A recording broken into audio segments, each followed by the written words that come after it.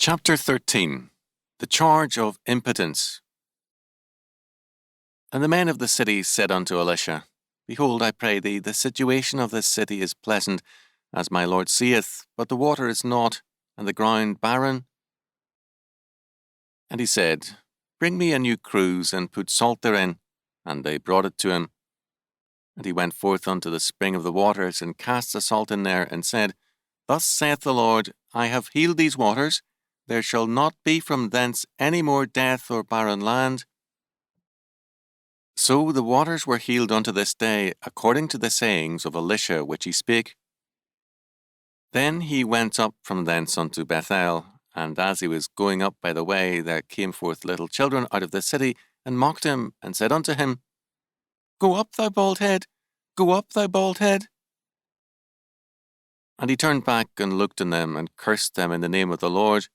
And there came forth 2 she-bears out of the wood, and tare 42 children of them. And he went from thence to Mount Carmel, and from thence he returned to Samaria. 2 Kings 2:19-25. Miracles are not common in biblical history, although they stand out because they command our attention. On the whole, the miracles tend to cluster around 3 eras. First, the time of the Exodus. Second, the time of Elijah and Elisha. And third, during the time of our Lord and the Apostles.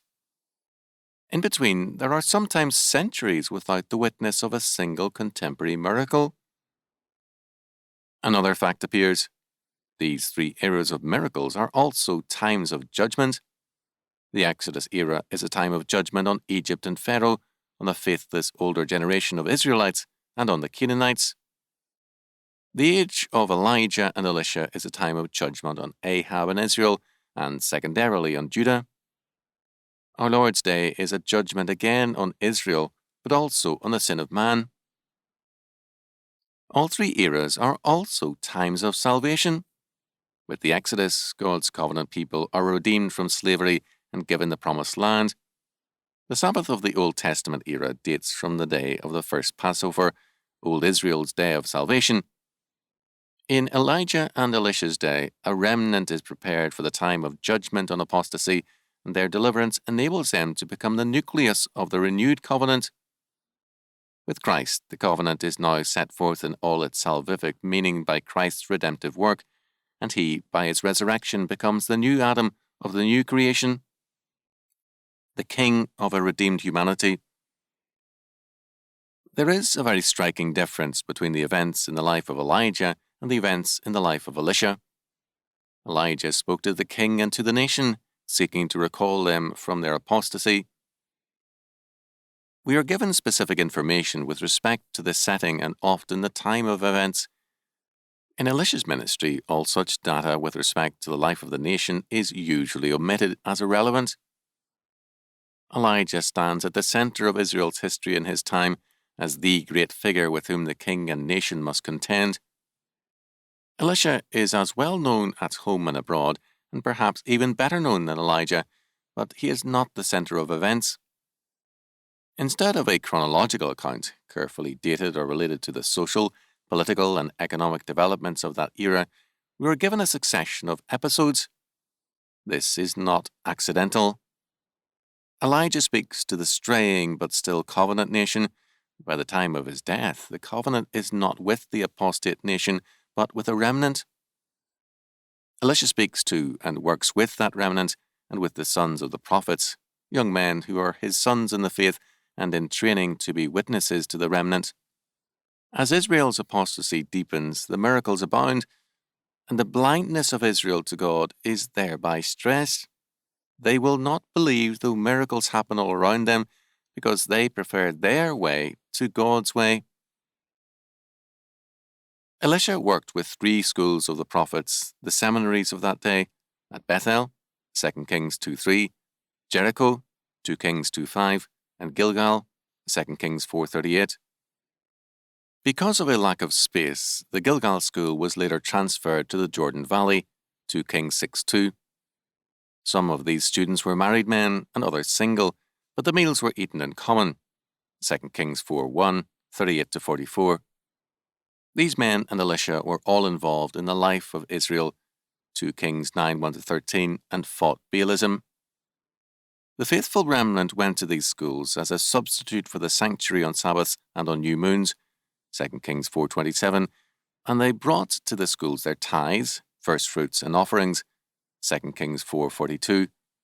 Later, as Amos indicates, these schools fell into the hands of degenerate men and by their garb indicated their office as well as the symbolic doom of the nation, 2 Kings 1, 7-8, compare Isaiah 22, Zechariah 13:4, Matthew 3:4, 11:8, Hebrews 11:37.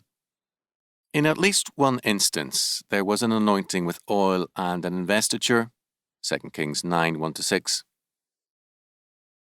These men all faced a people and nation seeking naked power apart from righteousness and holiness. This was the essence of their Baalism. They were not denying the existence of God, but they were denying that God is realistic about man's needs. What the Lord requires of man is holiness and righteousness. This is the way to power with God and man in the Lord's purpose. But Baalism offered power directly and saw the Lord's requirements of holiness and righteousness as unrealistic, impractical, and, at times, suicidal. The first of Elisha's 2 miracles sets forth the healing of the waters of Jericho. God's power over the natural world is made clear. The Lord is He who is the total governor of all things, physical and mental. The spring ran clear and pure as a result of Elisha's healing and has done so since then. The second miracle was at Bethel. Elisha was mocked by a large number of young boys in ages possibly between 6 and 20, according to C.J. Ball. To curse God's prophet is to curse God. Deuteronomy 18:19, compare Leviticus 24, 10-16. These boys shouting, go up," to Elisha, were echoing the reports of Elijah's ascension, obviously treated as false and a laughing matter. They demanded of Elisha that he too get lost or disappear. Moreover, although Elisha was still a young man, they called him Baldhead. We are told that the meaning of this is uncertain. This is not true. Many priests of antiquity were shaved bald to indicate their abdication from the life of normal men. In some cults, this was accompanied by a ritual self-mutilation or castration. Into modern times, in the Near East, men wore a fez or skull cap even in the house, so that neither their nor any other man's baldness would show. It was believed that baldness was a mark of impotence, so that baldness was covered under normal circumstances. To shave the head during mourning was related to this. It indicated a person's impotence before the fact of death and the sense of loss at a time of bereavement. Not only could priests in Israel never be eunuchs, but not even in mourning could they shave their heads. Leviticus 21:5. Because they were the representatives of God, they could only symbolize God's omnipotence and transcendence to death and decay. A Nazirite, or a Levite upon purification, Numbers 8:7, could shave their heads, Numbers 6:18. For them, it was a symbolic sacrifice and purification by an abandonment of their own pride before God's sovereign grace, but the priest could never for a moment forget that he, whatever he was in himself, represented the omnipotence of God. This makes clear the shout of the boys. They told Elisha to get lost, to disappear, that he, his message, and his God were impotent and useless. Scripture gives us simply the heart of their jeering. Obviously, it was raw and pornographic mockery aimed at the God of Elisha, who dared to say that the nation would perish. Elisha did as God required him to do. He cursed them. 2 she-bears shortly came out of the woods and killed 42 of the boys. Jericho, once a city accursed, was now blessed by the Lord through Elisha. Bethel, once a place of blessing, now witnessed a curse. Holy places are where men today are holy unto the Lord, and where all their possessions are given over to His glory. The Lord God at Bethel set forth the impotence not of Elisha, but of Israel. It had no hope in itself, nor in its accursed posterity. Israel might believe that God's way is the way of foolishness, and man's way the way of power and potency, but the Lord confounded them in their arrogance and pride.